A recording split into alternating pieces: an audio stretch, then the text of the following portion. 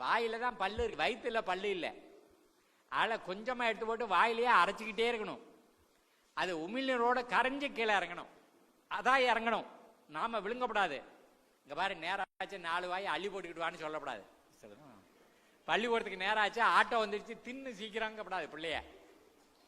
அதை அரைச்சிக்கிட்டே இருக்கும், அது உமிழ்நீரோடு சேரும்.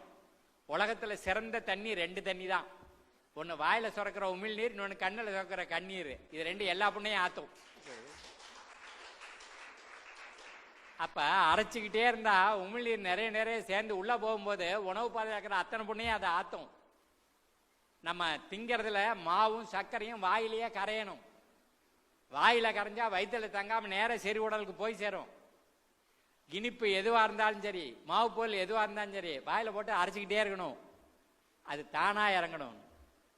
அதை இன்னொரு சுவையான சம்பவத்தோட வெள்ளிமலை சொன்ன மாதிரி சொன்னேன்னா உங்களுக்கு புரியும்னு நினைக்கிறேன். அவர் ஒரு மலை வாங்கி போட்டிருந்தாரு. மலையில தான் இயற்கை விவசாய மருத்துவமனையை கட்டணும்னு அவர் நினைச்சாரு. அதில் எப்படி செடி வளர்க்குறதுன்னு தெரில, அதுக்கு தான் என்னை கூட்டிகிட்டு போனார். ஆனால் அவத வேலையை நான் செஞ்சு கொடுக்கறதுக்கு முன்னாடியே எனக்கு அவர் வைத்தியத்தை கற்றுக் கொடுத்தாரு, இயற்கை மருத்துவத்தை கற்றுக் கொடுத்தாரு. அதில் இந்த ஒரு கதை. இந்த நாட்டில் திருக்குறள் முன்சாமின்னு ஒரு ஆள் இருந்தார். பார்த்துருப்பீங்க, இங்கோட வந்திருப்பார். அந்த ஆள் பேசியிருப்பார்.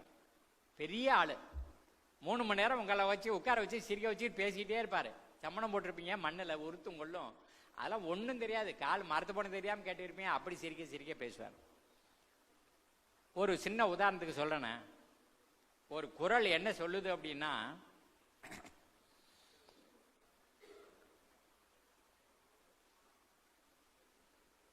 இழிவறிந்து உண்பான்கண் இன்பம் போல் நிற்கும் கழிவேர் இறையான்கண் நோய் அப்படின்னா.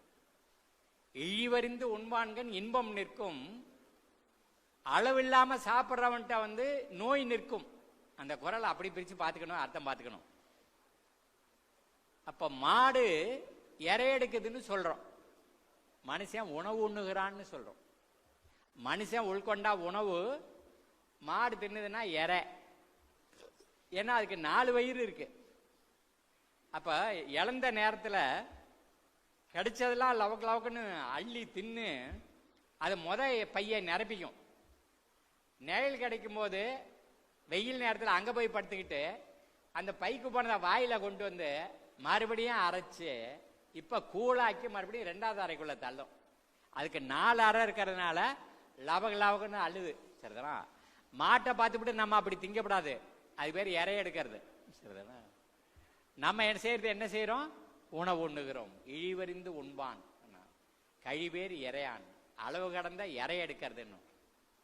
அவர் என்ன சொன்னாரு, பழைய காலத்துல வெள்ளைக்காரங்க இங்க வந்தாங்க இங்கிலாந்துல இருந்து. அப்ப அவன் மனைவியோடலாம் வரல, ஆனா துப்பாக்கியோட வந்தான். காக்கி சட்டை, காலில் பூட்ஸு, துப்பாக்கி. இதை பார்த்தா நம்ம இந்தியாக்காரன் ஓடி ஒளியிறான், தமிழனும் ஓடி ஒளியிறான். அவன் என்ன பண்றான், நல்லதா ஒரு ஊட்ட ஒன்றை பிடிச்சிக்கிட்டு நம்மளால ஒரு ஆளை சமையலுக்கு வச்சுக்கிறான். அவனுக்கு பேரு பொட்லர். நீங்க துரையை பார்க்க போனீங்கன்னா முதல்ல துரையை பார்க்க முடியாது, பொட்லர் தான் பார்க்க வேண்டியிருக்கும். அவன் தான் காம்பவுண்ட் சோர்கிட்ட வந்து நிற்பான். இந்த பொட்லர்கிட்ட போய் இவன் கேட்பான், வெளியில இருந்து வந்தவன், துரை என்ன பண்ணிக்கிட்டு இருக்குது, துரை என்ன பண்ணிக்கிட்டு இருக்குது, நல்லா கவனிங்க, அப்படி கேட்கிறான் பட்லர்கிட்ட. அப்ப பட்லர் சொல்றானா, துரை இறை எடுக்குது. அங்க இங்கிலாந்துல தெருப்பொறுக்கியா இருந்தவங்க எல்லாம் கப்பல்ல இங்க வந்து துரை ஆயிட்டாங்க. அங்க சாப்பாட்டுக்கு அலைஞ்சவன் இங்க நிறைய சாப்பாடு கிடைச்சதையும் அப்படியே அவனால் தாங்க முடியல, அள்ளி கொட்டுறான், வாரி உள்ள சேர்க்கிறான். அதை பார்த்துட்டு தான் பொட்லர் சொல்றான், துரை இறை எடுக்குது அப்படின்னு சொல்றான். அப்போ மாடு இறை எடுக்குது, மனுஷன் வந்தான்னா இழிவறிந்து உண்ணுகிறான். இது திருக்குறள் முனுசாமி சொன்ன விளக்கம். ஆனா என்ன ஆச்சு, கோபிச்செட்டிப்பாளையத்துக்கு திருக்குறள் முனுசாமி வரும்போது அந்த நண்பர்கள் வெள்ளிமலைகிட்ட வந்தாங்க. வந்து சொன்னாங்க, இன்னைக்கு திருக்குறள் முனுசாமி வர்றாரு, அவர் கொஞ்சம் உடல்ல நோய், அவர் கொஞ்சம் வைத்தியம் பார்த்து சொல்லணுமேன்னு சொன்னாங்க. அதுக்கு என்ன கூட்டிட்டு வாங்கன்னு சொன்னாரு. திருக்குறள் முனுசாமி பெரிய ஆளா இருக்காரு, இவர் வைத்தியரே வெள்ளிமலை சின்ன ஆளா இருக்குதாரு.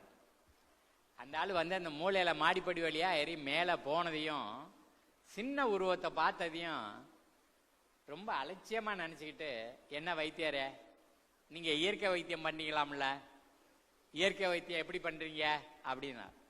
அப்ப இவர் பார்த்தாரு, கொஞ்சம் அலட்சியமால இந்த ஆள் பார்த்துட்டான், அதுக்கு தகுந்த மாதிரி பதில் சொல்லணும் அப்படின்னு சொல்லிட்டு இவர் என்ன சொன்னாரு, நான் ஒன்றும் செய்யலைங்க பெருசா, இந்த ஔவையார் சொன்னதை செய்கிறேன்னாரு.